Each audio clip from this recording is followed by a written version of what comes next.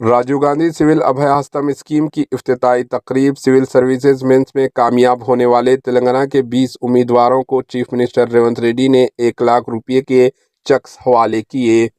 حکومت تلنگانہ جاریہ سال ماہ مارچ کے اختتام سے قبل ریاست تلنگانہ میں 563 گروپ 1 عہدیداروں کے تقررات کے عمل کو مکمل کرے گی۔ چیف منسٹر ریونت ریڈی نے جیوتیراؤ پھولے پرجا بھون میں منعقدہ راجیو گاندھی سول ابھے ہستم اسکیم کے افتتاحی تقریب سے خطاب کے دوران یہ بات کہی۔ انہوں نے اس اسکیم کی افتتاحی تقریب کے دوران سول سروسز مینس میں کامیاب ہونے والے تلنگانہ کے 20 امیدواروں کو 1 لاکھ روپے کے چیکس حوالے کیے۔ چیف منسٹر ریونت ریڈی نے کہا کہ ریاست تلنگانہ جدوجہد کے ذریعے حاصل کی گئی ریاست ہے اور اسے تلنگانہ کے حصول کی جدوجہد کی بنیادی سرکاری ملازمتوں میں تلنگانہ سے تعلق رکھنے والوں کی کمی ہے۔ ریاست تلنگانہ کی تشکیل کے بعد حکومت نے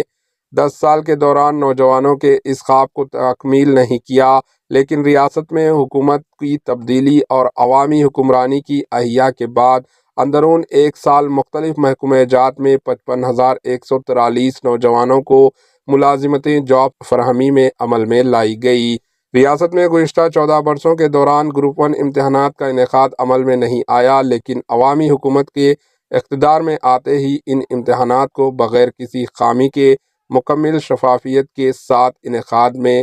عمل میں لایا گیا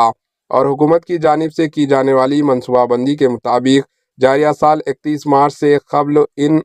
563 مخلوط جائیدادوں پر تقررات کے اقدامات کیے جائیں گے۔ ریونت ریڈی نے اپنے خطاب کے دوران کہا کہ آزاد ہندوستان کی تاریخ میں ریاستی حکومت کی جانب سے پہلی مرتبہ اتنی بڑی تعداد میں سرکاری ملازمتیں پر نوجوانوں کے تقررات کے اقدامات کیے گئے ہیں اور ان کی خواہش ہے کہ وہ جب ملک کے پسماندہ ریاست بہار سے بڑی تعداد میں IAS اور سول سروسز عہدیدار کامیاب ہوتے ہوئے ملک بھر میں خدمت انجام دے سکتے ہیں تو تلنگانہ سے تعلق رکھنے والے نوجوان ایسا کیوں نہیں کر سکتے۔ اس نظریے کے تحت تلنگانہ حکومت نوجوانوں میں حوصلہ پیدا کرنے اور انہیں آگے بڑھانے کے لیے اس اسکیم کا آغاز کر چکی ہے۔ Bureau report, AHN news.